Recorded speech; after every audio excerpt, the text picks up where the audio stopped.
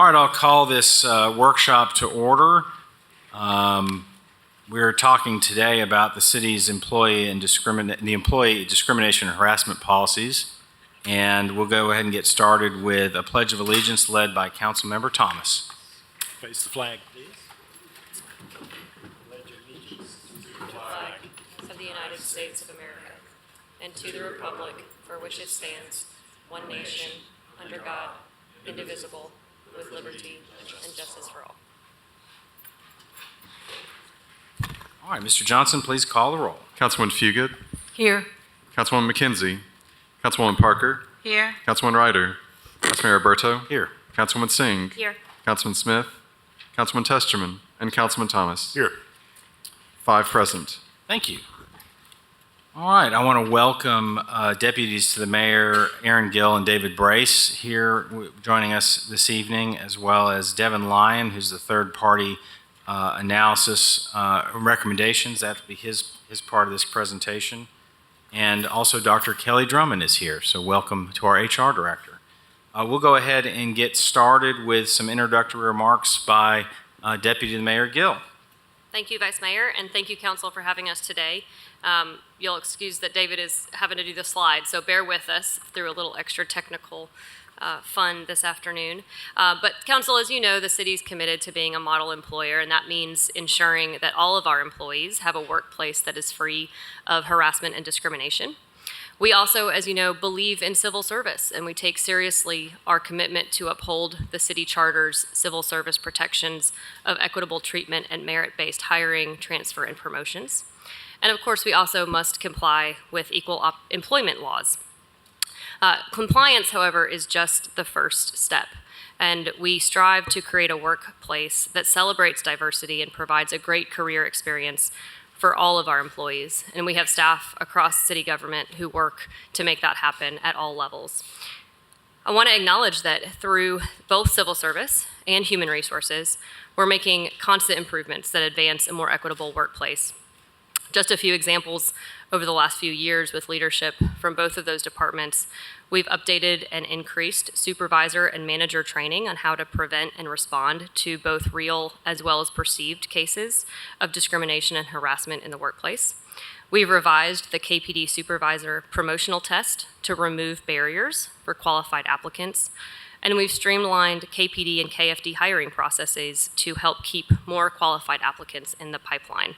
So I want to appreciate that that staff has been working together to make those changes in the improvement of our career pathways.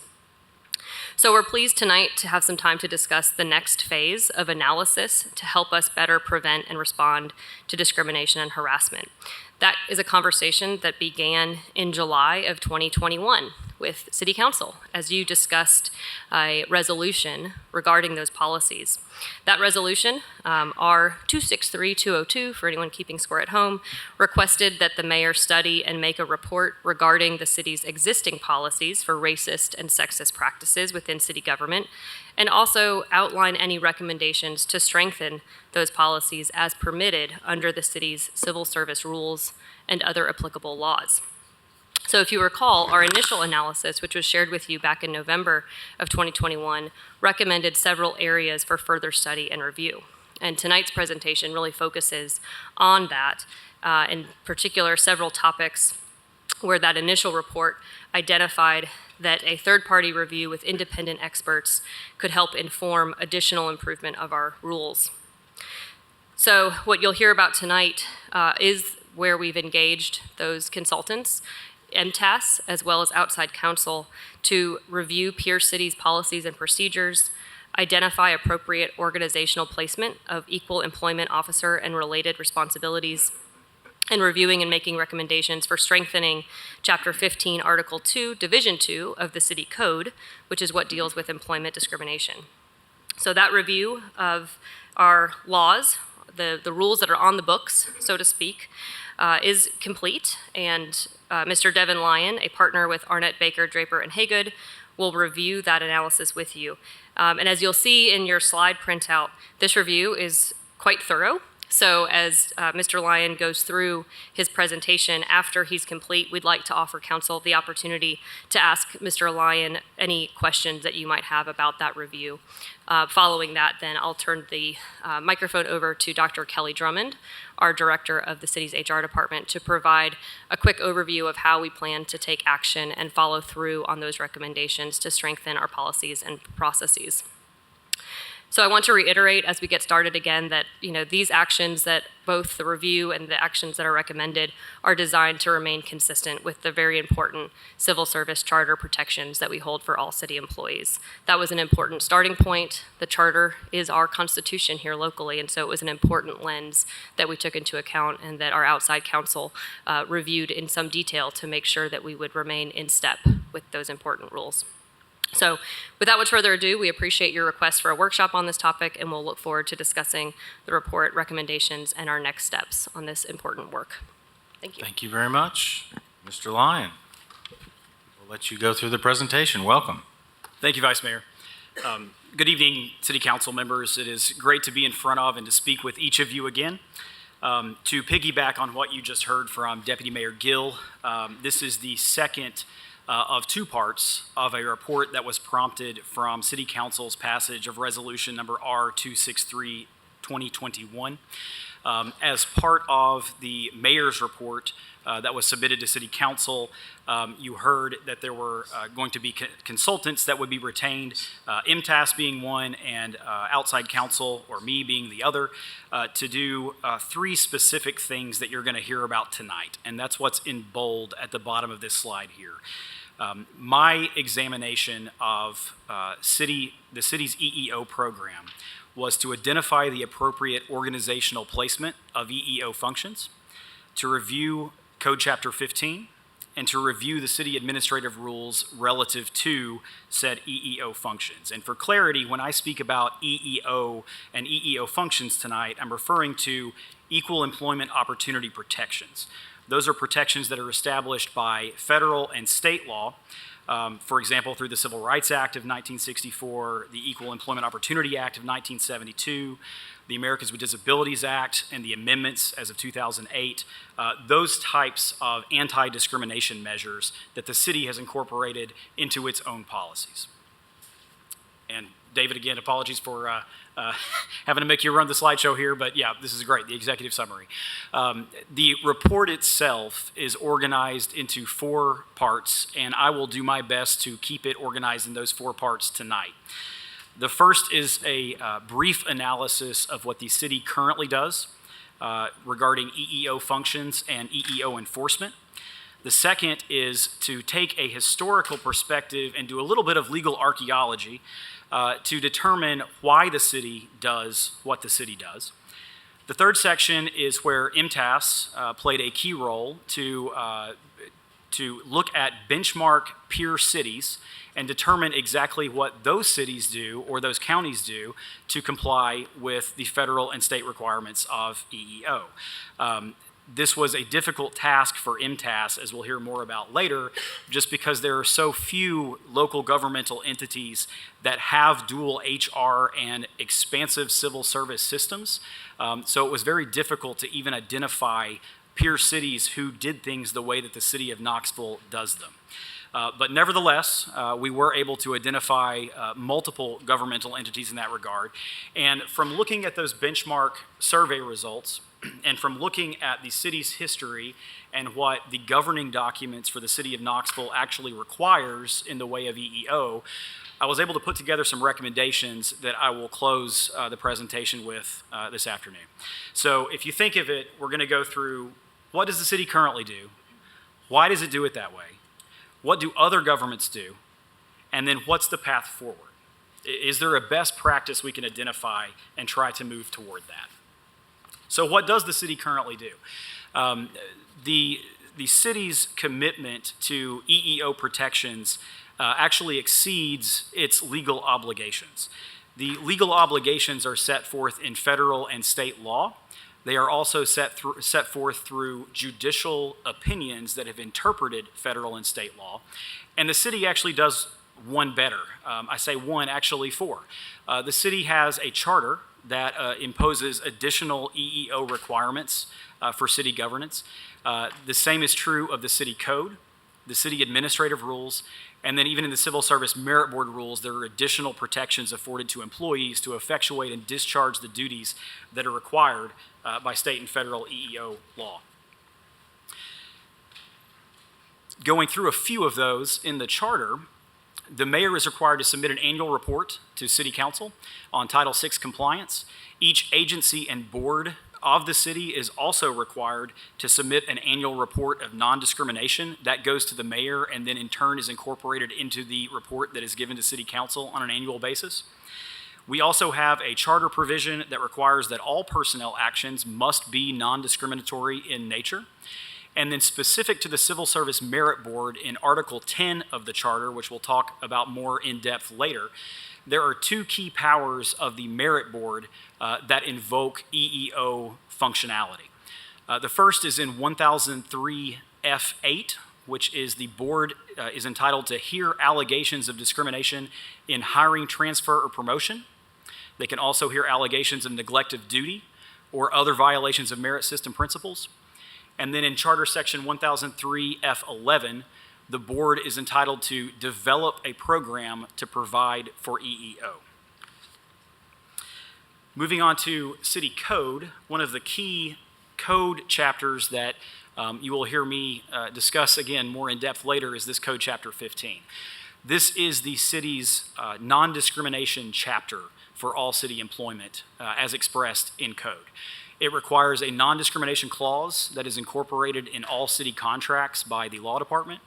And it also sets forth a blanket provision in Code Section 15-57 that prohibits discrimination in employment on all of the protected classes that you see in front of you. And all of those protected classes are all additionally protected by state and federal law. So those are incorporated into the city code as well. There are two key provisions of Chapter 15 relative to the enforcement of the city's non-discrimination provisions. The first is Code Section 15-53. This provision vests responsibility for carrying out and enforcing the provisions of Chapter 15 or the non-discrimination provisions with a person designated by the mayor to carry out the functions and purposes of this division, but that person must be an appointive member of the Civil Service Board staff. Currently, the only appointive member of the Civil Service Board staff is the Executive Secretary of the Civil Service Merit Board. So while Code Section 15-53 suggests that the mayor may designate an individual as the enforcing officer to carry out these non-discrimination provisions, in practice, there is only one position that can do that by code, and that is the Executive Secretary of the Board. Section 15-54 then sets forth the powers and duties of that enforcing officer. And these are only a few, but they are very broad powers. The enforcing officer shall administer and enforce the provisions of Code Chapter 15, shall investigate any charges of unlawful employment practices, and will protect persons from discrimination in employment on all grounds covered by this division. And there is no further clarification provided in that particular section of code, which emphasizes the broad nature of those powers. The administrative rules. Once again, we have another blanket non-discrimination prohibition in all employment practices in Administrative Rule 1.05. We also have a harassment policy that the city has promulgated in Section 1.06 of the administrative rules. This creates a reporting procedure that allows any individuals with complaints of harassment to report such complaints to the Civil Service Director or to the Director of Law, at which point the Civil Service Director can make a determination about whether an investigation is prudent, can perform that investigation if the Civil Service Director so chooses. If not, the Director of Law can perform currently his own investigation. And then a report will be issued of the findings of said investigation to the mayor and the department head of the affected individual or individuals. The harassment provision, the harassment policy also prohibits retaliation against any person who files a complaint of harassment or against anyone who participates in a harassment investigation. There are similar protections afforded to individuals who have complaints of workplace violence. That is in Administrative Rule 1.07. The reason that is included in this report is that the workplace violence policy that the city has promulgated cites intimidation and harassment as bases for workplace violence to have occurred. So they're really one and the same. If there is a finding of harassment, that could also invoke the workplace violence policy. And again, the procedure for reporting those complaints is very similar to what I just described in Administrative Rule 1.06 with harassment. And finally, the administrative rules have in Rule 15 an ADA, or the Americans with Disabilities Act, compliance manual. This sets forth the city's reasonable accommodation process for qualified individuals with a disability who have a request for an accommodation in employment. There is a grievance procedure under the ADA that is addressed in the ADA compliance manual. And the ADA compliance manual also sets forth a reasonable accommodation committee to hear appeals of reasonable accommodation requests that may have been denied. The organizational structure of the city also provides additional protections for EEO functions. One of these that I know you all are familiar with is the what's colloquially referred to as the Community Empowerment Department. I've given a pretty complicated series of names for this quote-unquote department here because it's very confusingly organized. This is actually an office of the mayor that by code is named the Office of Community Relations. It is referred to, as I mentioned, as the Community Empowerment Department that is currently run by an Office of Community Safety and Empowerment Director. So we have multiple names going on here, only one of which is codified in the Community Relations, Office of Community Relations. And this office includes PARC, the Police Advisory Review Committee, and works with the law department to, as stated in code, ensure EEO compliance and provide additional enforcement mechanisms as well. Finally, the Civil Service Merit Board rules that I mentioned previously also set forth yet another blanket non-discrimination provision in Article 3 of the board rules. That is entitled the Equal Employment and Affirmative Action Plan. That is a rule the Civil Service Merit Board has promulgated. This rule directs the city to establish, implement, and maintain an affirmative action plan. And that's what the city has done in Code Chapter 15 in its administrative rules. And then in multiple departments through the city, you see additional department-specific policies that clarify how EEO protections operate within a particular department. One key example of this is the former Public Works departments under the Rogero administration, engineering, public service, fleet services. Those departments have a code of conduct that also carry individual anti-discrimination provisions. You see similar policy initiatives in KFD and KPD through their guidelines, through their general orders that provide additional non-discrimination clauses that pertain to all city employment in those departments. And they provide for additional investigatory processes, all of which mirror the investigatory processes that I referenced in Administrative Rule 1.06 for the harassment policy. So that's a lot, admittedly, to take in. You may be thinking after hearing me recite all that, that sounds great. That's a whole lot. What do we need to do from here, and are there problems? I will say that the city has done an excellent job, in my opinion, of focusing on compliance with EEO requirements. But where the city has not done such a great job is focus on cohesiveness and how all of these different EEO protections and myriad policies all intertwine and fit in with one another.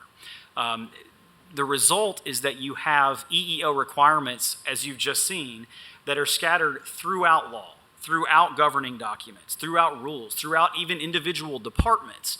And all of these different rules and policies invoke numerous individual job positions throughout the city and multiple departments that creates or can create organizational confusion. So it's challenging if you're an employee of the city of Knoxville and you have an ADA reasonable accommodation request. You would have to find the ADA reasonable accommodation request policy in Administrative Rule 15 and then contact the Department of Housing and Neighborhood Development where the ADA coordinator is currently located. But if you had a different type of complaint, say that you had a harassment complaint, you would not do any of those things. You would instead have to find Administrative Rule 1.06 in a completely different chapter of the Administrative Rules, and then you would have an option of either contacting the Civil Service Director or the Director of Law, and then depending on what each of those individuals said and what they felt about the prudence of an investigation, you might have a different path that would be undertaken. Or if you had a Title VI complaint, let's say, you would not go to any of those places that I just referenced. Instead, you would need to find the city's Title VI compliance plan. You would need to then contact, as it's stated in code, the Office of Community Relations, which is actually called the Community Empowerment Department, and try to seek enforcement measures there.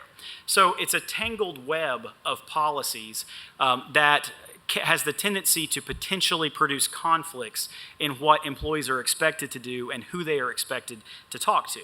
And obviously, this is not any sort of intentional construction of these various policies. It's the way that they have organically just come about over time as different administrations and different individuals have examined different policies and different aspects of code, again, without looking at the big picture. And as best I can determine from looking back through nearly 100 years of city historical records, this may be the first attempt to look at the big picture of EEO compliance and try to find out what are best practices, what really works, and what's going to benefit our city workforce here. And to just put an emphasis on some of these conflicts that have organically arisen through code changes predominantly, take a look at Code Section 1553. I referenced it earlier. This is the one that states that an appointed member of the Civil Service Merit Board staff is the EEO enforcing officer. Well, that's what the code says, but that actually conflicts with Charter Section 1003 that does not give the executive secretary any authority in that regard, but doesn't even give the Civil Service Merit Board the authority to enforce all EEO functions in the city workforce. As I mentioned earlier, Charter Section 1003, F8, only permits the board to hear allegations of discrimination in hiring, transfer, and promotion, not the broad authority that is set forth in Code Section 1553. This also conflicts internally with the code in that Code Section 2-3 vests equal employment authority with the mayor, who is in turn designated the Office of Community Relations to perform EEO enforcement. So again, we have internal conflicts within the code and conflicts that go all the way back to the charter. The same is true for Section 2-111, as I just mentioned. This is, the code states that the Office of Community Relations functions as the city's equal employment officer to administer the city's equal employment program. And again, that's in direct contravention of Code Section 15-53 that puts those same authorities within practically the executive secretary of the Civil Service Merit Board. Yet another conflict is in Administrative Rule 1.06. So David, if you go to the next slide, please, thank you. The harassment policy. As you heard me say a second ago, this directs employees to they can make complaints to the executive secretary or the civil service director to investigate and report findings of any type of harassment. Again, that conflicts with Charter Article 10 in Section 1003 that limits the merit board's authority to only harass for hiring, transfer, and promotion. And again, there's no authority for the executive secretary individually to be performing any of these tasks. Those powers are only vested in the board itself. The same criticism can be made toward Administrative Rule 1.07, the workplace violence policy, so I won't belabor that point. And then finally, one final conflict of many, the fifth one that I provided for you, is Civil Service Merit Board Rule Article 3. So David, that's also on the next slide, thank you. Article 3 states that the city shall establish and, importantly, implement and maintain an EEO plan. And the Merit Board's own Article 3 states that the board has the power only to develop a program to provide for EEO, not to enforce said program. And that language was specifically chosen because it is a direct quote from Article 10 of the Charter. Those are, that is provision 1003 F11 of the board's power to develop a program, not to enforce. Yet, in the Merit Board rules, Article 17 again gives the executive secretary broad authority to investigate any discrimination complaint that may be made to civil service. So again, we have conflicts built in at almost every layer of city authority. So why do we have these? Why does the city code organize EEO functions the way it currently does? And what does the charter actually require regarding EEO enforcement, which is perhaps the million-dollar question here? And this took me down the path of trying to trace our historical steps. And I'll be frank with you, this was a large undertaking, as you may have seen if you've had an opportunity to flip through this report.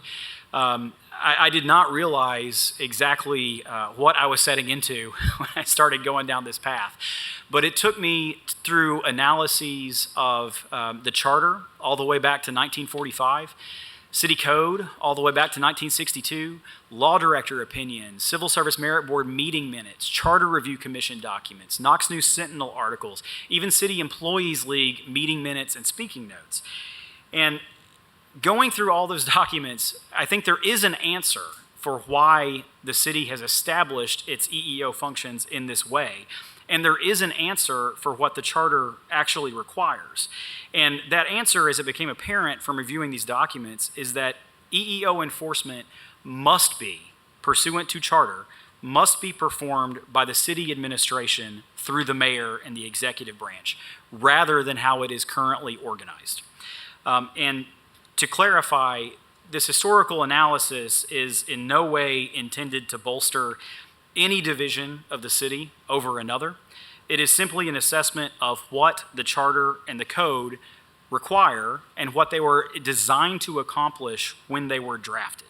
And this is a question of critical importance because even if we can identify what other governments may do in Section 3 of this report with our benchmark survey from MTAS, that is irrelevant if our charter requires us to perform certain duties in a certain way. So the question of what does the charter require must be answered first before moving on to can we improve what we're currently doing based on what other local governments do. So bear with me. I'm going to, as quickly as I can, hit the highlights of what this historical analysis made apparent to me. And to demonstrate, I hope, how I've concluded that the executive branch and the mayor must be the division of the city that is tasked with EEO enforcement.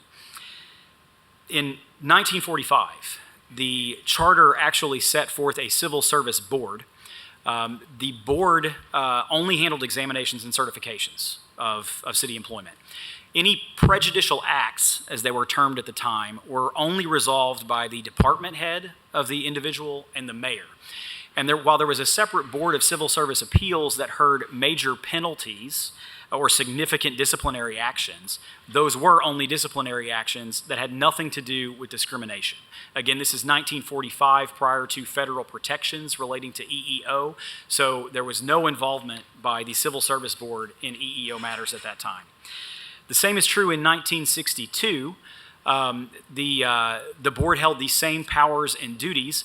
All that had changed at this point was that a secretary, or executive secretary as it's now termed, was created to keep a minute book of meetings. And this continued for 36 years, where the mayor and administration alone resolved and fielded any what would be termed today EEO complaints. And that's despite the existence of the Civil Service Board for the duration of that period.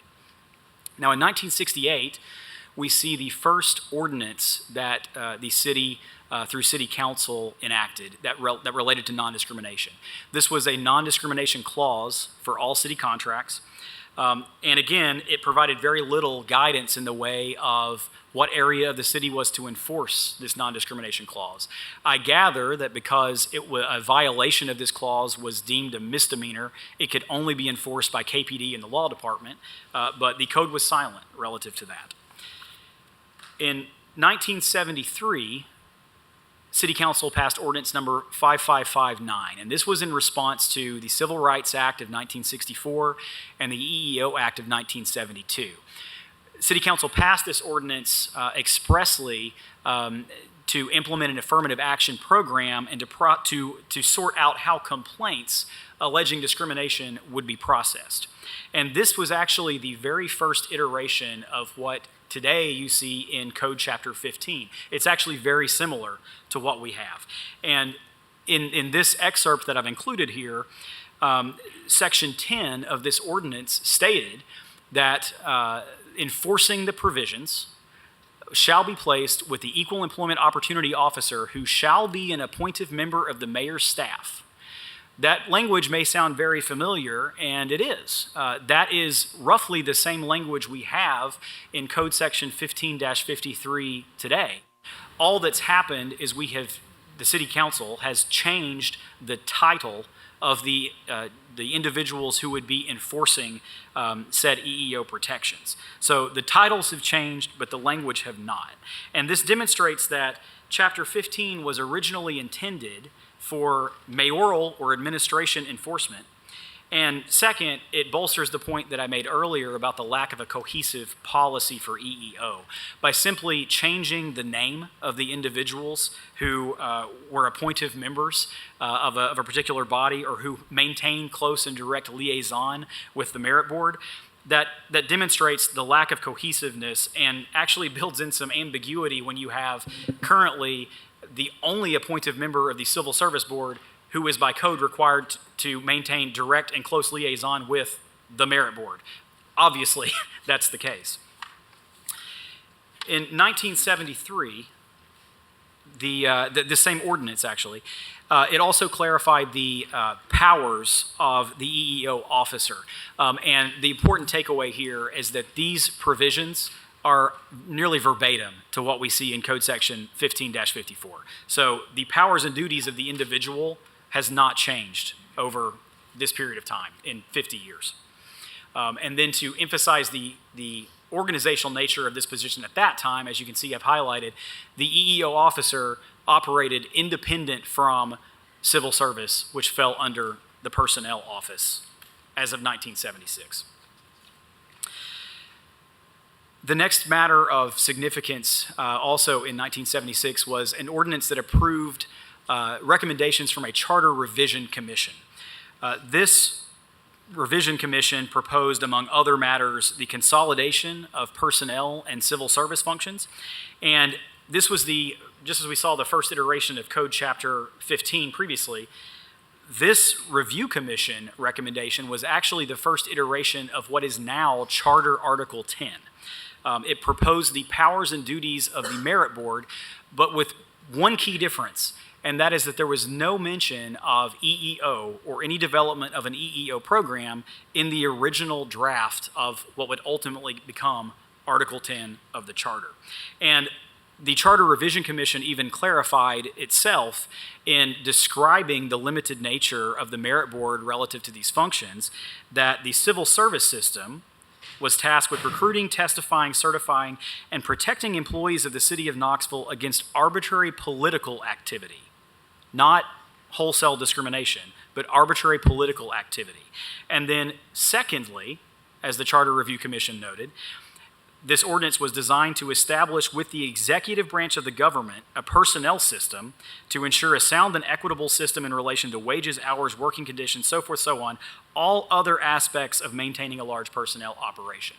So by the Charter Revision Commission's own admission, from the drafting of what would become Article 10, the Civil Service Merit Board was never meant to have any additional powers beyond what's stated here: recruiting, testifying, certifying, and protecting employees against arbitrary political activity. All else was left to the executive branch and the mayor.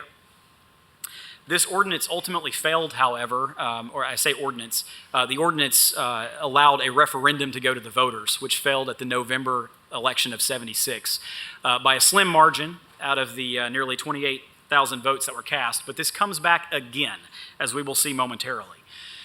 In the meantime, City Council asked the law director, in light of the new EEO Act that had federally passed in '72, what is the process for investigating an EEOC charge that may come to the city of Knoxville? And John Roach, who was the law director at that time, offered a memorandum to City Council that stated that the EEO officer and the mayor solely investigated, reported, and resolved EEO allegations of discrimination. So that's where we stood until 1980. And then in 1980, the city is undergoing some significant changes. The World's Fair is looming. That's going to be coming to town 2 years later. The city is actually in poor financial condition. The mayor at the time, Mayor Tyree, had openly supported sales and property tax increases that were unpopular. Layoffs had been discussed, which made city employees quite nervous. And the City Employees League, predominantly, was quite unhappy. They perceived the mayor to be proposing parking expenses, not accommodating cost of living adjustments. They believe they were underpaid generally. So a whole list of grievances that a subset of city employees had. And this came to a head in 1980. You can see in City Employee League speaking notes here on the next slide, that they actually, while they had all these grievances, they were not completely unanimous despite their best efforts. So if this is difficult to read, these speaking notes from the CEL state, we had a subsection of league members and other city employees head off in direct conflict with the majority of this organization. This will not be tolerated. So again, the CEL is trying to organize against the initiatives it believes that the mayor and city council are beginning to undertake, and they're generally displeased. Adding fuel to the fire, Mayor Tyree at the same time had proposed an administrative code to reorganize and clarify the departmental structure of many city departments. This was viewed by the City Employees League with suspicion, and they actively discussed even lawyering up to sue the city.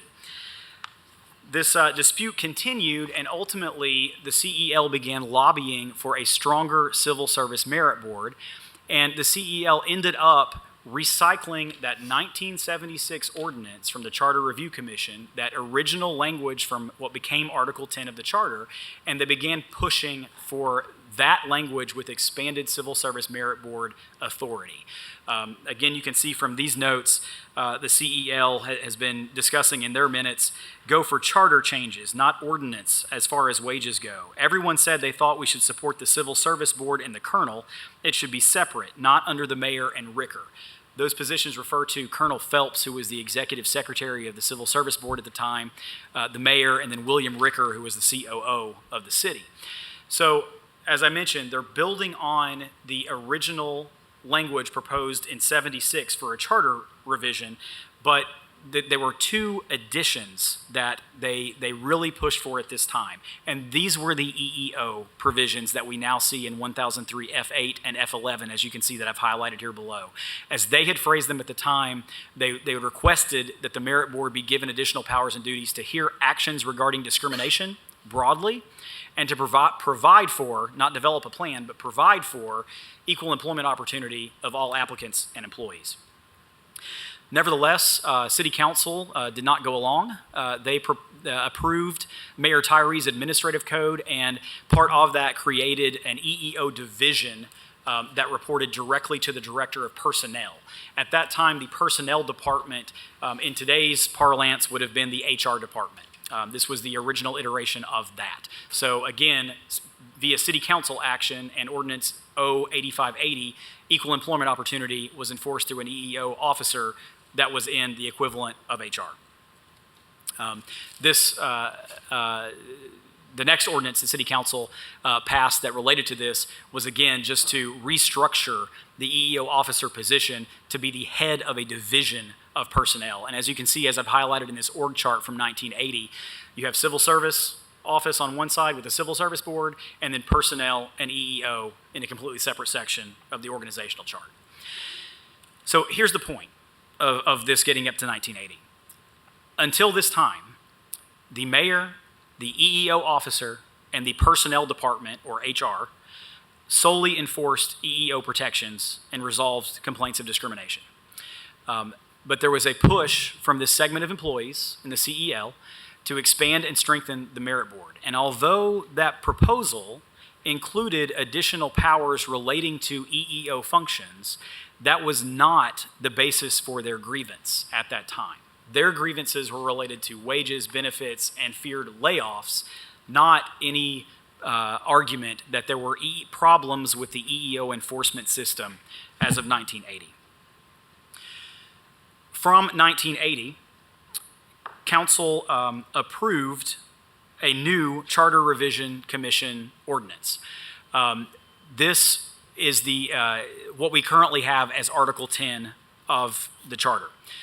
It was largely what was proposed in 1976, but that language I just cited that the CEL had been proposing was softened a bit. As I said earlier this evening, 1003 F8 and 11 now only permit the board to hear allegations of discrimination in hiring, transfer, and promotion, as opposed to broad anti-discriminatory enforcement authority, and they can develop a plan rather than providing for EEO protections. This ordinance permitted Article 10 to go to the voters in November of 1980, and it passed by 897 votes out of 33,500 that were cast. This was reported as a surprise at the time. I think many had suspected that this referendum would fail and that Article 10 would not become part of the city charter, but they were wrong. It did. And the result from that is the very first meeting of the Civil Service Merit Board in 1981, following the passage of this charter revision, is complete confusion. And that's from the board, from the city. No one really knows exactly what Article 10 was intended to do. There was open discussion in this meeting of how does the board and the city go about implementing these powers and duties? What does it mean to develop an EEO plan? Who controls payroll, reclassifications, performance evaluations? All of these issues were in dispute. But the Mayor Tyree and Attorney Robert Watson, who had previously chaired the Charter Review Commission, informed the Merit Board that these problems would be solved because they had worked out a handshake deal. There was an agreement between the mayor and Attorney Watson that would ultimately was intended to be reduced to writing in an MOU.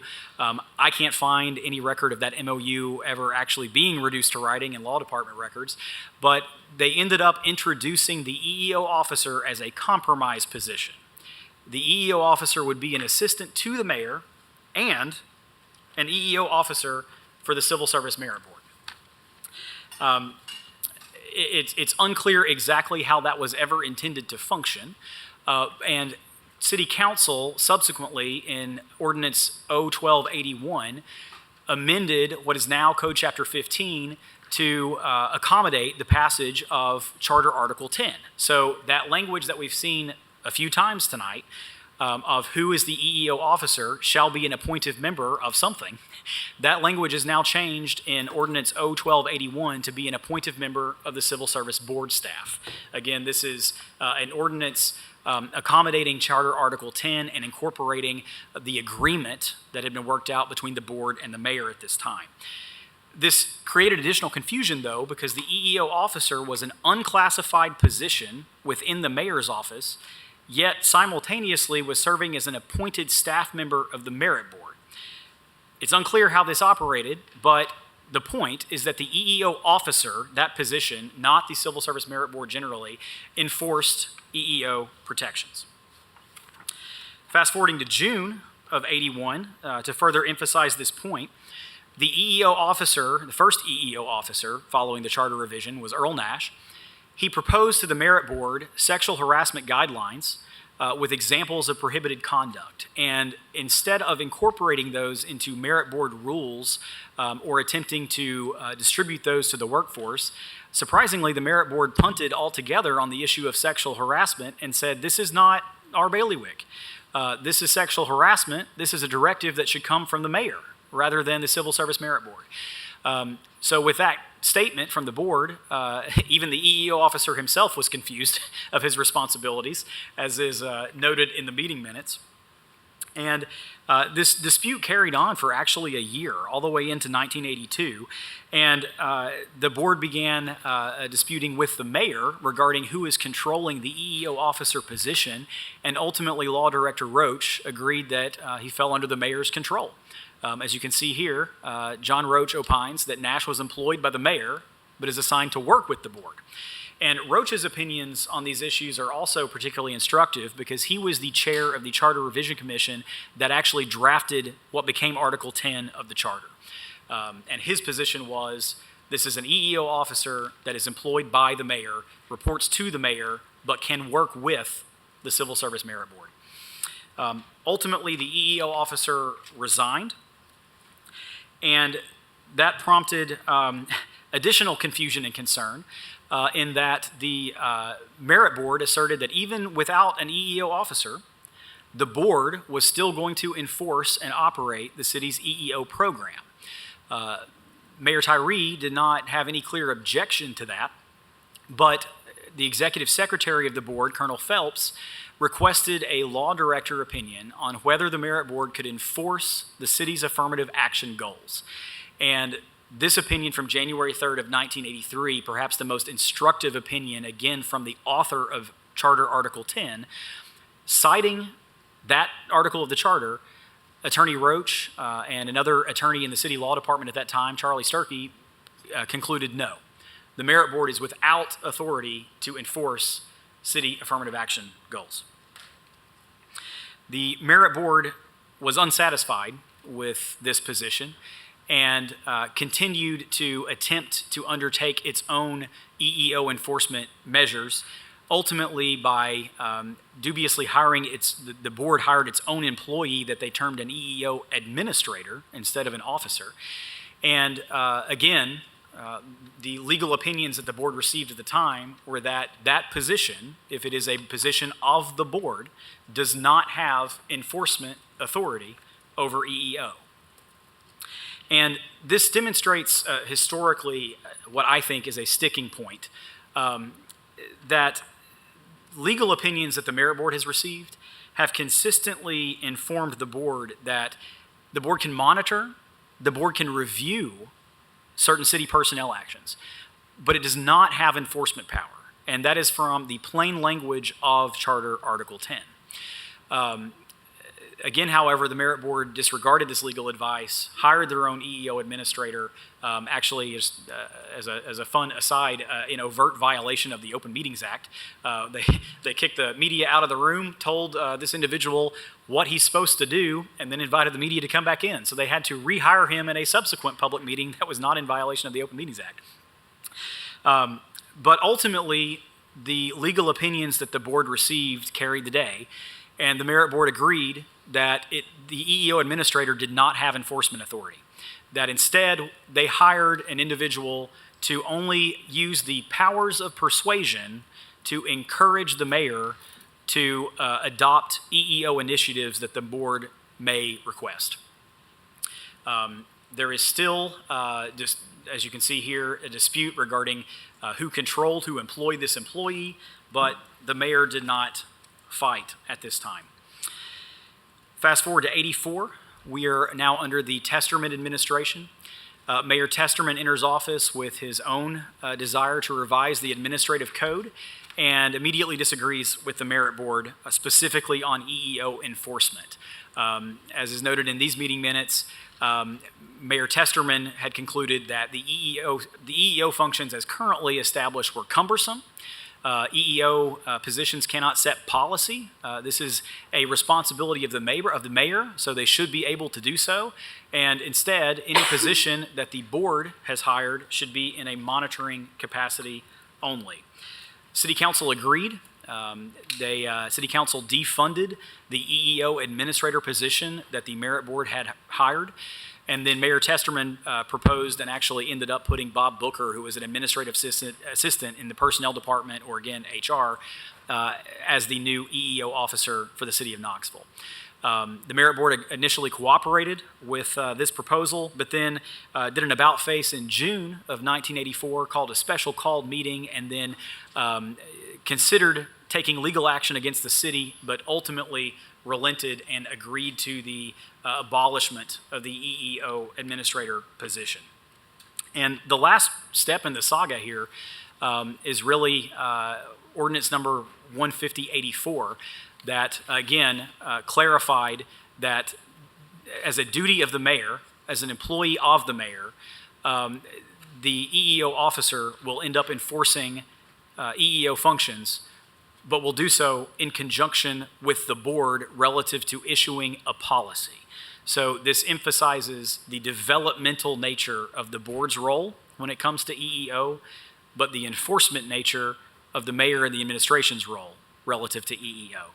And at that point, the trail grows cold. The Civil Service Merit Board ended up moving on, and there were not any further disputes of the magnitude, at least, as seen here in the early 80s as the charter was revised. So again, that's a lot. To summarize the key observations from all of that historical saga, before 81, EEO functions were uniformly performed by the city administration without any merit board involvement. In 81, with the addition of Charter Article 10, that came about due to disgruntled employees, but without any clear reference to any problem or concern with EEO enforcement at the time. That immediately prompted confusion, and there were repeated disputes between the merit board and the city administration about who would enforce EEO functions. But when those disputes arose, the legal opinions that were uniformly provided, including from the drafters of Article 10, consistently advised that the merit board could not enforce EEO protections. And unfortunately, these opinions were not often understood or were sometimes disregarded. And again, this is not a criticism of any particular division of the city. This is, I think, to the extent it is a criticism, it's from everyone. There were multiple opportunities for the city administration to correct the disputes, to clarify exactly who or what subset of the city was responsible for EEO enforcement, and for probably myriad reasons, never did so. And so this dispute was able to linger for multiple years. So what that tells us, in moving on to this third section of the report, is that there is an answer from the charter by the drafters of the charter of who is to enforce EEO. And pursuant to our charter, that is the city administration and the mayor. Despite current code provisions referencing the merit board or an executive secretary of the merit board, that is not what the charter intended, and that is not what the charter says. So with the answer to that question now determined, we can move on to what do other local governments do, and is there anything that we can glean from those practices that may be beneficial to the city of Knoxville? So I worked with MTAS to survey local governments throughout the country, with the goal being to determine whether any similarly situated governments met their EEO requirements in a similar manner. And by similarly situated, I mean governments that have dual HR departments and civil service systems, particularly broad civil service systems that cover a wide swath of the workforce of the governmental entity. And as I mentioned to kick us off this afternoon, there were actually so few governments that employed a system similar to what the city does that MTAS really struggled to complete this survey. But they did, and they did an admirable job. And there were actually even fewer governmental entities that maintained such broad civil service boards and HR departments. In Tennessee alone, there are only 9 with populations greater than 10,000 that have civil service systems at all. And these systems are not standardized, as you might expect, whatsoever. This is a list of the local governments that MTAS surveyed, as you can see, from a pretty wide geographic area. All of MTAS's findings are included as one of the many appendices to this report. So by all means, you are invited to go through and look at the individual policies, the individual ordinances, and other governing document requirements from these local governments that set up their EEO system. I've also provided in the report in section 3, which you'll be happy to hear. I will not thoroughly discuss every one of these governmental entities tonight, but they are summarized in section 3 of the body of the written report. And the takeaways here are that EEO functions are almost uniformly performed and enforced by HR departments within these governmental entities, with the advice of legal counsel. These HR departments typically have individual staff members who are designated to review specific types of complaints, depending on whether those are discrimination complaints, harassment complaints, reasonable accommodation requests, what have you. And some HR departments, particularly of larger governmental entities, even have specific positions that are designated to oversee all EEO compliance from a big picture standpoint within that governmental entity. Importantly, of the government surveyed, none of them utilized a zero tolerance policy for discrimination or harassment. My speculation is, as I've included in this report, based on EEOC guidance, zero tolerance policies are ill-advised pursuant to the federal EEOC. So my suspicion is that's why these governments do not utilize zero tolerance policies. But this is a term that I used in this last point here in point number 5. Some HR departments operate as what I call clearinghouses, where every complaint, every allegation of any sort that falls under a category of EEO protection goes to the HR department, and the HR department serves as a clearinghouse of those complaints to handle and resolve them, if that's what the HR department has the authority to do, or to kick that to a different area of the city or the county if the HR department does not have the authority to do that. So again, I term that a clearinghouse.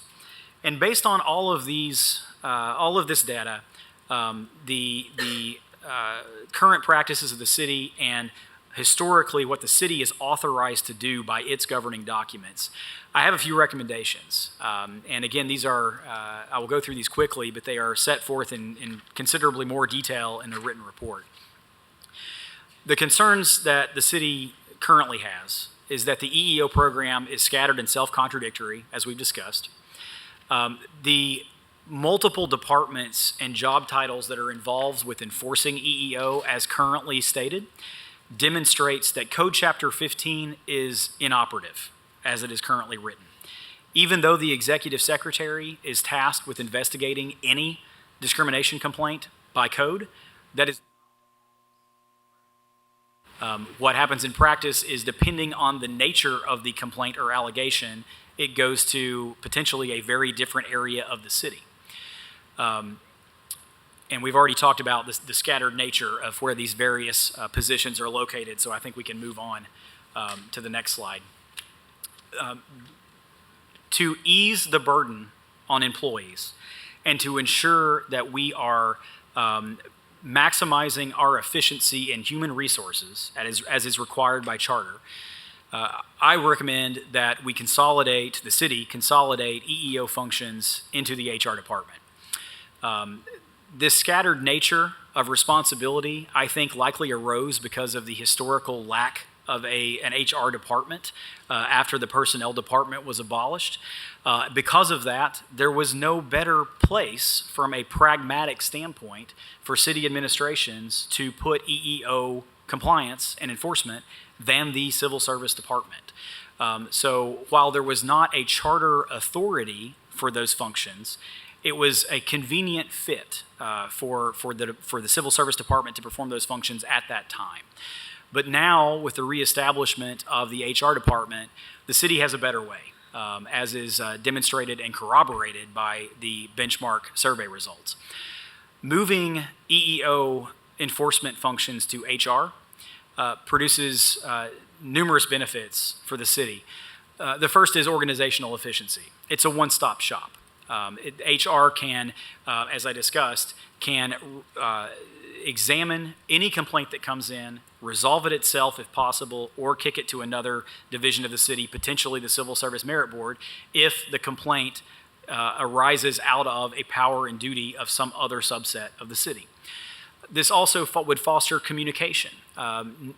Interdepartmentally, in that every department of the city would know where to go if an employee has a particular concern about an EEO potentially discrimination complaint, but also it fosters communications between employees, their department heads, and ultimately HR. Because instead of having to work through that maze of administrative rules and code provisions that could send employees in 15 different directions depending on what their complaint may be, they know they're going to take it to HR. Regardless of what it is, it's going to go to HR, and then HR will either sort it out or send it where it needs to go. This would also foster investigatory accuracy. Instead of having numerous individuals perform investigations, fortunately on an infrequent basis, investigations that invoked HR authority would be performed by HR with HR analysts who are trained specifically in those federal and state EEO protections and in the investigatory procedures that the city adopts. This inherently would maximize the effectiveness of those investigations, the accuracy of those investigations, and it would foster accountability in that instead of, again, having numerous individuals who are all equally assigned with certain duties to protect EEO functions, it's in one place. So if someone drops the ball, we know where it occurred. It would be the HR department if there's ever a problem. So how do we get there? What can the city do to actually effectuate this consolidated EEO approach?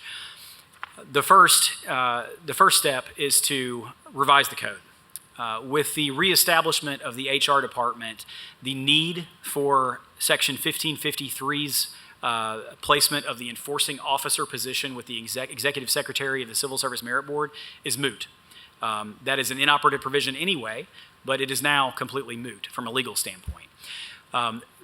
Because of the additional resources, or because of the additional functions that will be required by the HR department to meet all of these EEO needs, it would be advisable, in my estimation, to consider allocating additional resources to the HR department to ensure that they have the resources they need to be able to perform all of these different functions. Ideally, that could be in a deputy director position or some other specific position within HR that is formally designated as the EEO enforcing officer for the city of Knoxville. This would then meet the extensive enforcement requirements that could remain in Code Section 15-54. And this position would then supervise all EEO-focused positions throughout the city. That would include whatever position or individuals would be designated to be the Title VI and ADA coordinators. Code Section 15-56 we have not talked a whole lot about tonight, but that is a duplicative investigatory section of city code. It's outdated, and it's actually legally unenforceable in my estimation as it currently reads. It contains certain confidentiality provisions that, in light of the Public Records Act that the city is bound by, the city could not meet. It also requires any individual who violates any of these confidentiality provisions in Section 15-56 to be immediately dismissed, which raises concerns about due process and civil service protections if they're a classified employee. So because we have similar and more detailed investigatory procedures already set forth in administrative rules and in Civil Service Merit Board rules, Code Section 15-56 again, is duplicative and inoperative on its face and should be repealed. Also, in Code Sections 2-111, 2-1057, and 2-1059, these code sections all relate to what is termed the Office of Community Relations. These code sections should also be revised to not only incorporate, if desired, the current functions and duties that the Community Empowerment Department, as it's now termed, performs, but to accommodate the movement of EEO enforcement functions to the HR department. Those last two code provisions are just housekeeping measures based on references that are made to certain DBE initiatives, certification, and proportional allocation requirements that are presently performed by the purchasing division within the Office of the Department of Finance and Accountability. So removing references to the Office of Community Relations from those last two code provisions would be a housekeeping measure to just clarify where those functions are currently performed. Code section 2-392, this is the HR department code provision. Again, as a piggybacking measure, this section of code should also be revised to clarify that now the HR department will be tasked with administering and enforcing the city's equal employment opportunity and anti-discrimination program, and then to ensure that we are complying with our charter requirements under Charter Article 10, 1003 F8. I would recommend that the city adopt a code provision that requires the HR department notify the Civil Service Merit Board if HR receives a complaint that invokes what is clearly a power and duty of the Civil Service Merit Board, which is to hear allegations of discrimination in hiring, transfer, and promotion. The EEO position within HR should expressly include responsibility for Title VI compliance, including a formalized list of functions, and the Title VI compliance plan and the Title VI complaint procedure is not widely known, I don't think, among the city workforce. This should be revised to ensure that it is housed in the HR department and also ultimately included with city administrative rules so that city employees can easily find these provisions that may affect any complaints relative to EEO functionality. The last few recommendations regarding consolidation are that the ADA coordinator and any ADA coordinator staff should gradually be reorganized within the Department of HR. This one would require a little more effort, and for that reason, I've stated that it should be a gradual move because the ADA is such an expansive law. The ADA has categorical functions that extend into many different departments throughout the city, so that would take a little more time to ensure that the HR department, with everything else that would be moving its direction, would have the capacity and the resources to be able to accommodate that move. But fortunately, my recommendation is that the ADA coordinator ultimately become an actual coordinator position instead of what it currently is, which is the first line of defense for any complaint that comes in from the city workforce. Instead of having to investigate, resolve any complaint, deal with all reasonable accommodation requests, resolve any sort of, or opine on any sort of engineering concerns from an ADA standpoint, the ADA coordinator could serve in a coordinator capacity, and the existing or additional HR analysts within the HR department could assist in performing some of those widely differing ADA responsibilities. Through administrative rule revisions, as I stated earlier, HR should be the clearinghouse of all EEO-related complaints. So employees know exactly where to go, regardless of what their complaint may be.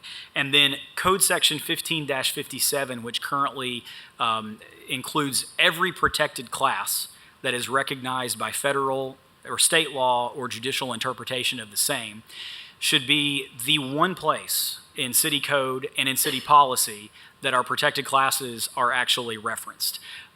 Right now, we have references to many of these protected classes, but not all, in different city policies depending on where you look, and that's simply a product of changes to state and federal law and judicial interpretation over time that have not worked their way into every policy because some policies, like for example, Merit Board Article 3, has not been revised in decades. So to prevent any risk of not including every protected class, utilizing Code Section 15-57 as the one place where all protected classes within the city are referenced would solve that problem. Moving off of the code and moving to the administrative rules specifically, in light of these code changes, the next recommendation is to revise the administrative rules to ensure they are consistent. And while there are several inconsistencies, as we've discussed previously, the big one here that I thought important to address would be ADA. Administrative Rule 15 is currently the city's ADA compliance manual, and this contains procedures for reasonable accommodation requests that differ from Civil Service Merit Board rules depending on the type of individual, be it an employee or an applicant for employment, that is requesting the reasonable accommodation. Again, for the benefit of employees and for operational efficiencies, moving these functions to actually perform the place the request with the HR department will help foster a significantly simpler process for city employees to be able to have their requests heard and quickly resolved. The Reasonable Accommodation Committee, as it is currently incorporated, has a weird provision where there are certain instances where an individual or a department head who has the authority to make a decision relative to a reasonable accommodation request can then, if it's appealed, serve on the Reasonable Accommodation Committee as well. That is an inadvised structure, an ill-advised structure, and my recommendation is to alter the constitution of the Reasonable Accommodation Committee and the administrative rules such that that situation cannot arise, where ostensibly an employee could file an accommodation request and then have two different bodies serve as judge and juror, with at least one member being the same on both. And then finally, in Administrative Rule 1501, subsection 4, again, from the clearinghouse recommendation, ADA grievances would be much better served to be processed by HR instead of going through the civil service. And that also makes logical sense to me in that these federal and state EEO protections, ADA being a good example, are not limited to classified employees that occupy the civil service system. These are requirements of all city employees, regardless of classification. So routing certain employees who may never have any interaction with the Civil Service Merit Board because they're not classified employees, routing them to civil service for an ADA grievance does not make a lot of sense and is not representative of what we have seen in our benchmark survey results. And then also on the administrative rules and Civil Service Merit Board rules front, a final recommendation here is for the Merit Board actually to re-examine its own rules to ensure that its rules are congruent with the functions that have been reestablished with the HR department and with these recommendations as they end up becoming operative through revisions to city code and administrative rules. Finally, to clarify and reorganize the city's EEO plan, I'm suggesting that the city codify all EEO policies into a single administrative rule. So again, while we may have a one-stop shop in terms of an HR department for employees with EEO concerns, the city would then have a one-stop shop with the administrative rules. One chapter of the administrative rules that's devoted to all policies that invoke any EEO functionality. Currently, Administrative Rule 15 is solely devoted to ADA compliance. To me, that seems to be the natural fit to move some of these administrative rules that are scattered throughout 16 chapters of rules and put them in one place, that being Administrative Rule Chapter 15. Relative to Administrative Rules 1.06 and 1.07, these are the harassment and workplace violence policies. Again, those policies currently allow employees to go to either civil service or law. Those rules should also be revised to direct all complaints of harassment or workplace violence to HR. And then specific to Administrative Rule 1.06, there are some excellent policies, as I've referenced here, from Greene County and Sacramento, California, that they provide separate policy sections to really allow employees an opportunity to see if they have a sexual harassment complaint, what types and examples can be provided within the policy of sexual harassment that are prohibited for the city of Knoxville, or if they have some other type of discriminatory harassment complaint, a different section of the policy that, again, provides specific examples of what is that type of discriminatory harassment. There has been confusion in the city with the current policy in that while the policy prohibits all forms of discriminatory harassment, the bulk of the policy only discusses sexual harassment instead of other forms of discriminatory harassment. So breaking those out, following a model like Greene County or Sacramento, would better provide employees clarity on what exactly is prohibited and what are examples of that type of prohibited conduct. This administrative rule, the harassment policy, should also be revised to dovetail with Administrative Rule 1.18, that's the city's social media policy, and the IT acceptable use policy. That's to ensure that no matter the medium in which an allegation of harassment or discrimination may occur, it is effectively prohibited and the employee is protected by virtue of these two rules operating in tandem with one another. And then finally, the departmental specific policies that speak of EEO protections within a particular department should also be referenced to ensure that those types of complaints, again, for consistency's sake, are going to the HR department as clearinghouse instead of to civil service or to other different facets of the city, depending on what the complaint may be. That is the report in a nutshell, perhaps a large nutshell. It's a lot to take in, and I thank you for your time and your attention, and I'm happy to do my best to answer any questions that you may have. Mr. Lyon, thank you so much for walking us through that. I found the history of that quite interesting, actually, as we went through all the developments over time. So I know that was a lot of information to give to us, but I do appreciate the thoroughness of your discussion and your presentation with us today. Councilmember Parker. Thank you, Vice Mayor. First, I'll share my concerns for transparency. This workshop is resulting from a process started in 2021 that was based on a resolution I brought forward. My colleague here amended it. It was passed so that we could identify what parts of our policies, our code regarding employment discrimination might need to be strengthened. It's now two years later. This is an issue that I'm extremely committed to and want to see us make progress on.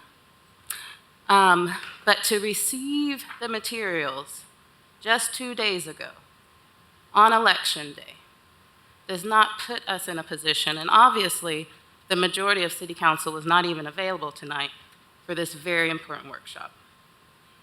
So I wanted to start off with just saying I'm disappointed in how we as a city are pursuing this issue. And reading through the history that Mr. Lyon shared with us, it seems like more of the same, where we have a long history as a city of not dedicating the time, the funding needed to adequately do this work. We just continue to highlight a confusion that exists. I'm disappointed in the recommendations that have come forward because what I am seeing is that we're continuing to not invest the funding that we need to in order for this work to be effective. One thing that has been mentioned throughout the presentation, and one question that I have lots of questions, but there was no discussion of what investigations have taken place throughout the history of the city, what those have looked like, were they resolved, who took the lead on them, do we have them in our historical records? That's one thing that I would like to know. because that's something that we can learn from as well. I'm shocked, especially after the resolution was amended to ensure that there was Civil Service Board, Merit Board participation, that we're not hearing from the Civil Service Merit Board tonight and what their experience has been as it relates to our Equal Employment Opportunity Program.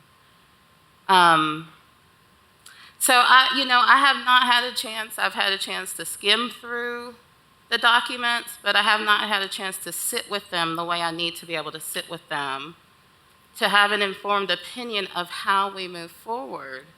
Consolidating responsibilities into one office is not a terribly bad idea. But the HR office, the Human Resources Office, when previously, especially if we look at Title VI, we've had that divided in the code even as pertaining to the business discrimination and personnel issues. And I don't even see a distinction here. It's just consolidated all together into one person within the HR department. And the last that we've heard is that the Title VI responsibilities would go to the HR director. So are we now hearing that there's a proposal to bring forward a new Title VI coordinator? Or would all of those responsibilities still be with the HR director? Because I feel like when we're talking about ADA responsibilities, when we're talking about Title VI responsibilities, you are absolutely correct that that is a broad array of responsibilities that has to encompass. And I want to see us expand what we do in terms of ADA compliance so that we do actually have a real ADA coordinator, not someone who's actually implementing the program, but who is the coordinator. And we need the same for Title VI. But I don't see that in the recommendations clearly stated. Also, you talked about codified into the administrative rules. I would say we would need to codify it into an ordinance so that we don't continue to have confusion as new mayors come in and decide administrative rules need to be changed. So if we're going to codify it, it should be in an ordinance so we have some clarity as a city. I'm not sure what else to share tonight because I have a lot of reading still to do, but these are important responsibilities of a city. And I don't have any evidence that over the last 50 years that we have actually been carrying out an equal employment opportunity program. I've seen a lot of discussion, a lot of debate, but I'm not seeing a program that's been carried out. Have you seen any evidence of a program that's been carried out? Thank you, Councilmember Parker. To respond to your last issue first, absolutely. I think that's the entirety of Section 2 of this report, is showing that while it may not be a cohesive program, it may not be one that has always been compliant with charter authority, it has absolutely been a program with multiple individuals across many departments who have been carrying out all of these functions, be they ADA, which is, I'll just speak to currently, performed within housing and neighborhoods, Title VI, which had until recently been performed within the Community Empowerment Department, and by virtue of employee turnover there, has now on an interim basis moved to HR.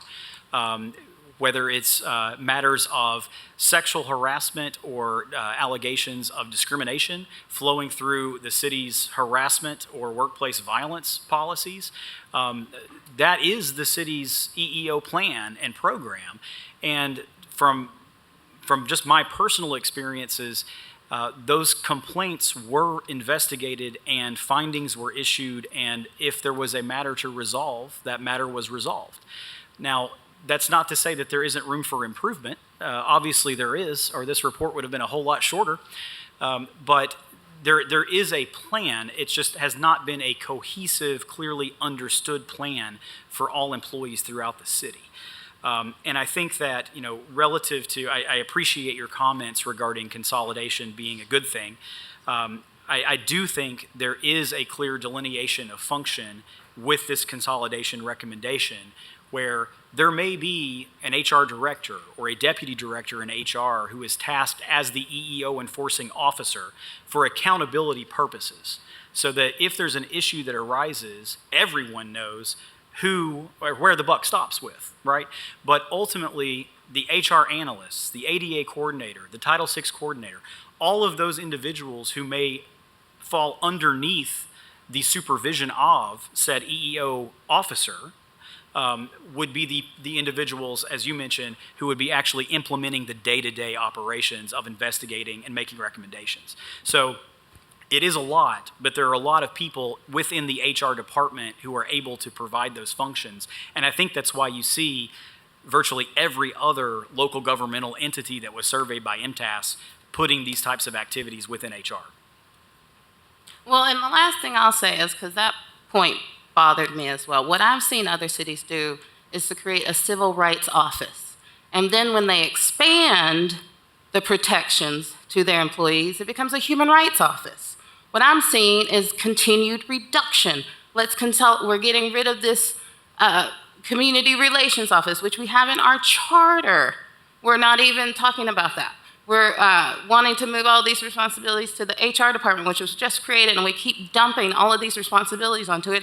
It sounds like the same history that was presented to us where the Civil Service Merit Board was saying, well, do we have to have this type of program? Well, if we don't have an employee, let's just make one of the board members do it. That's the same conversation that we're having. Who can we dump this onto? Rather than who are we going to put into this position that has the proper authority to ensure that there is enforcement? Because right now we're having city employees come forward with complaints that date back 30 years at least that haven't been resolved.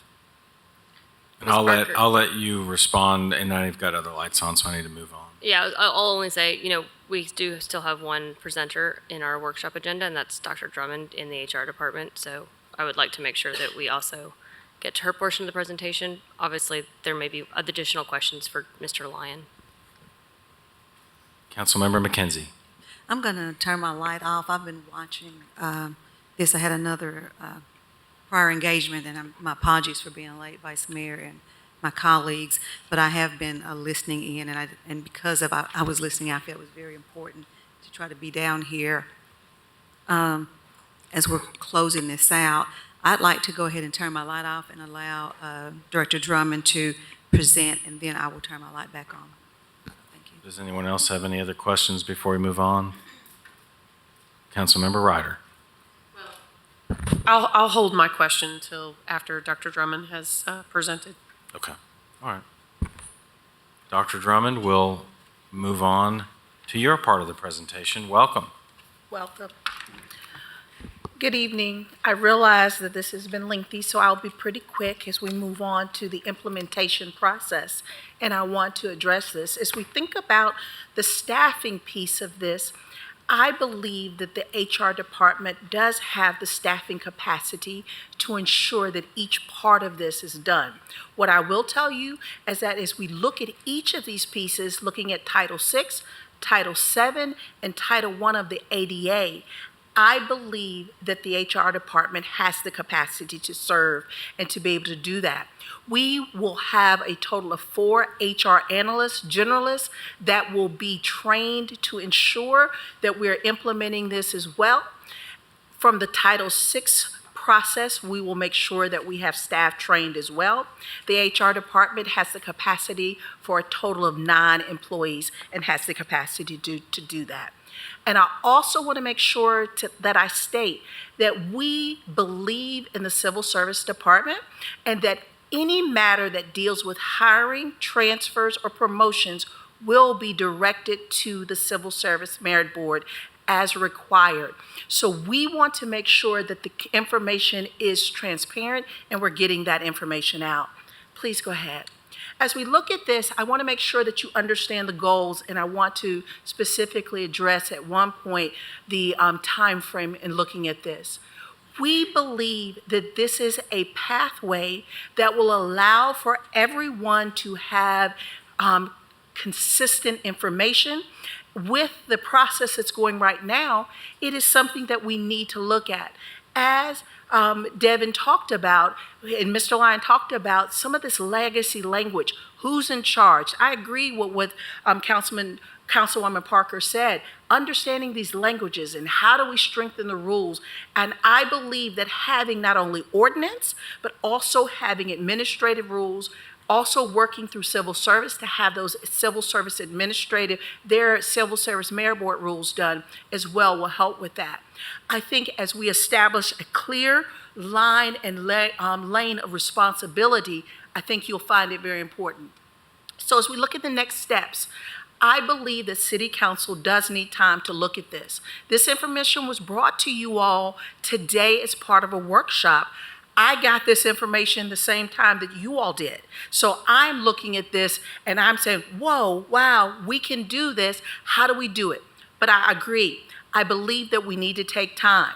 That's why as we look at this, how do we do this? How do we upstate our administrative rules? How do we work with civil service, mayor board, to ensure that we're getting all of those things and that we're all working together? How to ensure that we have training for supervisors, our HR staff, and all of the city employees. Here's the timeline that I would like to bring forth. On September 13th is the next civil service merit board meeting. I have a standing time at the Civil Service Mayor Board meeting, and we will use that time to ensure that we communicate and educate all of the Civil Service Mayor Board. They have access to this information now, so they have about 13 days to look at this as well. On September 19th, it will be the first reading of the ordinance. So as we look at this, it is not something that you had to do and know all of this today. I am learning and I'm building as all of you are as well. So take the time to get this information to read through. I know that this is a 69, I believe, page document, but as you look at this, there's so much information here. Take the time. It is not something that we have asked that you understand and know today. This is the first step in the process. On September 27th is our quarterly supervisory training. We will be having DEI training. We will be having processes for supervisors.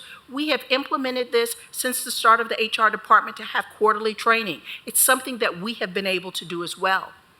October 3rd, we come back before you again with the second reading. Once and if you approve those things, then we will make adjustments to the administrative rules. As we look at that, we will then go back on October 11th to the Civil Service Merit Board once again to ask for them, if you approve this, how do we work together? How do we ensure? We want to make sure that all of this is congruent, as we said. In October, we will also work with Title I through the ADA training. I have been working specifically and directly with the ADA coordinator to ensure that training dollars are set up, because there have not been lots of training that's just been set up for ADA. But under HR, we have been able to do that. The ADA coordinator was allowed and provided training to all supervisors at the last quarterly training and will continue to do that. We will also have additional training for EEO processes, and as we go into November, we will continue to work with the ADA coordinator and staff on all of these things. So as we look at this, I want to make sure that you understand that the timeline is set up so we can take the time to get information, to understand what is being done, and how do we work together. I agree, this has been a process over the since 1945. I'm like, wow.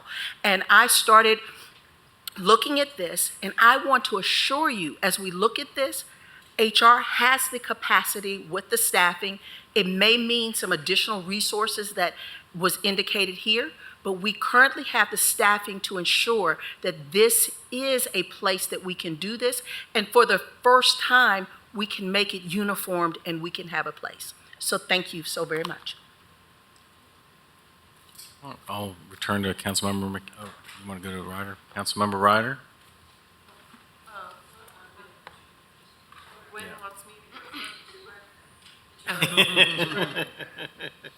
Wow, they keep raining on me with the birthday. I got a mint and I get to ask a question. Um, so there was a question that I think is a concerning thing I'd like some clarification on. Do we have employee complaints that are 30 years outstanding? I don't know. First off, happy birthday. Thank you. Let's make it about that. I'm just kidding. Second, I can't say that that was not within the scope of this report, but I can tell you that to my knowledge, no. So Councilwoman Parker had some questions about what complaints and what investigations there are. I don't know, if Director Drummond, well, sure, I mean, the comment was made and I'd love for someone to answer. Just to clarify, the resolution was brought forward because of the complaints from KPD officers. KPD officers who brought complaints directly to me because their complaints were not being heard. The purpose of the resolution was to investigate what is going on, that their complaints, from what they were telling me, were going up the chain of command and stopping at the law department and not being heard, not being dealt with. Once I brought that to the HR director, she investigated it. We had an officer who had complaints against him from the late 90s who decided to step down rather than to go through the investigations. So those were the 30 years of complaints that nobody dealt with until I started screaming my head off and brought a resolution forward. So it's really unconcerning to hear, we've been doing things great. There haven't been bad intentions. We've just had a lot of confusion. That's not been what the experience has been over the last 4 years. That's not what I'm hearing from city employees. And that's not resulting when we have officers, I don't know if there have been other staff members, but officers who've left their position during an investigation of their sexual harassment of their fellow employees.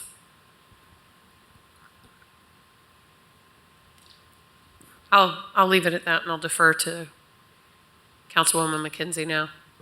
Councilmember McKenzie. Thank you, Vice Mayor. So, thank you for the extensive work. The history was very informative and very concerning. Just hearing over the years the steps that have been taken and the steps that have been undone by different administrations, and I think it's just a sign of the times that we were living in back then. But I also say that what we want to be very cautious of is making any hasty decisions. And so, Director Drummond, I appreciate your timeline as far as training is concerned for your staff, regardless of what decisions are made by council. I absolutely think that that should move forward and continue. I do think that the timeline that was presented feels a little bit aggressive. This is very important, and to see that not only myself wasn't able to be here for the entire workshop, although I snuck and watched and listened to it, I think it would be worth having, for our colleagues that were not able to be here, another opportunity to hear this information. I have not had an opportunity to go through this report at all. I doubt that by the 19th, maybe I will, maybe I won't, I'm not sure. As it relates to complaints, I don't know if there is information that's available to council that could just categorize complaints, what they were related to, and outcome. Even if that does not have names attached to it, I think that that would be helpful for us as well. And then my other concern is what happens when the complaint is on HR, when it's related to an HR employee. I know that we're talking about an EEO deputy director, but again, that person's working very closely with HR, working in tandem. And so I have concerns about that. So I would like some additional information and an opportunity to do some reading this packet and some other things before speaking any further. But as of right now, I'm not comfortable. I think it's very aggressive based on the fact that we're just getting this this workshop today and this information today. And I'm just going to leave it at that for right now. Councilwoman McKenzie, if I'll jump in only briefly to say that we also recognize that the lack of a cohesive index of complaints and resolutions is one of the early gaps that was identified from the initial report that was prepared back in November of 2021, and that led us to this deeper analysis because, again, what we saw from that initial scan was that because there was confusion in our code and in alignment of responsibility, those expectations for that type of reporting were not necessarily clear, and that there was not a clear, again, chain of command, as previous speakers have mentioned, to say who does what and how, what is the expectation, who is tracking, and are they only tracking concerns that entered their door, or are they also, who is responsible for tracking concerns that may have entered through other doors? And so again, this analysis has helped us identify a path to consolidate and ensure that there's clear expectations and therefore a clear point to track and measure and inform for that type of index. So I appreciate your perspective because it is an important thing that we would argue, and I think outlined in November, it didn't necessarily exist in the same cohesive citywide perspective that perhaps it ought to. So thank you for that point. Yeah, and I appreciate your comments as well. And what I will say is, for a point of clarity, just as HR could be the appointed department, there could also be an additional department that could be created that could be the standalone, where everyone knows that that's where it goes. And so, again, we're just getting this information, so I'm going to reserve a lot more further comments. But again, I do have some concerns, and hopefully, looking through this information and some additional research may change that. But as of right now, I do think that we are, we're being very hasty, and the timeline feels that it's rushed right now. Thank you. And if I may briefly, Councilmember McKenzie, just to your last point about what if there is a complaint against someone in HR, policies that have been identified by other local governments and that we currently have in the city would allow a filing of a complaint with, as it currently reads here, the civil service director or the law director. Going forward, adopting these recommendations would mean that if in the limited circumstance there would be a complaint against an HR member, the law department is always an option to field those complaints, number one. And number two, these city policies do not operate in a vacuum. The city is still under the obligation to comply with state and federal law, which provides many other outlets for employees to pursue any allegations or complaints that they may have, irrespective of city policy. Thank you for that. But I also know that there's also, there's also fear of retaliation and intimidation, and not necessarily outward, but subtly. And so I do know that over the years, that there are people who have worked for the city and who now don't work for the city anymore, either because they've retired or other reasons, that have left the city and not felt that they were comfortable, that they could trust that if they went to file a formal complaint, that it would be addressed and they would be treated fairly and equitably. And so let's not dismiss that that's not out there, to some degree with some employees. And when we talked about the history, and I know my time is up, but when we talked about the history, I heard nothing mentioned about racial discrimination, and those were during some very turbulent times when that was very prevalent, and that was never mentioned. And I don't know if that was, and people probably were afraid back then. When I hear that, yes, there was a person that was appointed by a mayor to sit as a clerk for that, and then it gets voted, that department, that position gets voted out. And so I just don't want us to be remiss to think that, everything is fine just because we're doing this and because we're talking about it now. Those feelings still persist with some people within our the city government who work for the city. And so, again, this is why I think that I don't want us to be hasty in anything that we do.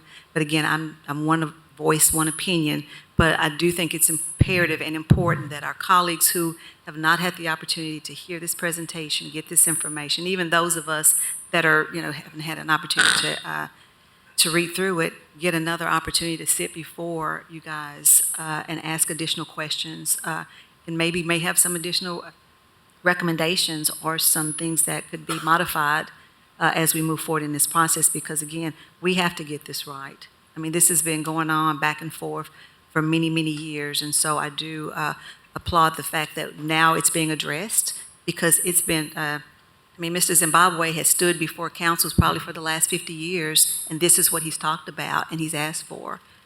And so now it's being done, and I know that it's primarily prompted by Councilmember Parker's resolution, but it's always been there. It's always been there, so I'm grateful that it's being addressed now. Thank you, and I share the concerns that my colleagues have expressed about the aggressive timeline. I do think this was an important first step for us, today, in looking at this report and getting this, like I said, very thorough report. I'm glad that, ultimately we had about 7 of our 9 members who were able to attend, but people's schedules change and that happens. So I understand that. I think this is a very critical and important, decision to be made about how we move forward. So I do think we should return to this subject after some time to think. So I agree with my colleagues. I think what I was hearing a lot shared is what we want to make sure we end up with is a place where all employees know where they can go and it's not confusing, and a transparent process. And, what I was hearing from Dr. Drummond and through the report, I think the ultimate plan you're going to bring us will be doing that, but I think we need to look into that further. I think council needs some time to digest this and then look at that further, because I think we all have the same goal of what we're looking for here. The only other concern that I wanted to bring up was just, from the review, it sounded to me like the charter really reserves a lot of this EEO function in the executive branch. Is that true? Yes, that's correct. Okay. So are there, in the charter itself, are there any checks that exist on that authority that are mentioned in the charter, or is that something that has to come in through, administrative rules or some other ordinances? There are limited checks through annual reports that I mentioned to kick us off to City Council, for example, from a Title VI standpoint. That's one key check. There are checks on certain facets of discrimination complaints that you see through the Merit Board through allegations of discrimination in hiring, transfer, or promotion. There is a check in that the Merit Board can assist with the development of an EEO plan. So the Merit Board will have a say in the overall plan and how it's developed. But in terms of the actual enforcement of the plan, there are very few checks that are provided by charter. And for that reason, as you'll see in reading the report, they're within the legal opinions that have been promulgated for decades. While the charter may be silent, attorneys will typically point to City Council and seek guidance from City Council, which is why it's important that we get this ordinance right and actually provide some guidance and enforcement authority in the code from City Council that is charter compliant. Okay. And during your report, I think I heard you say that maybe some but not all protected classes were mentioned. Was that part of what you had said? And so maybe one of these changes was to make sure that's updated so that all protected classes are discussed?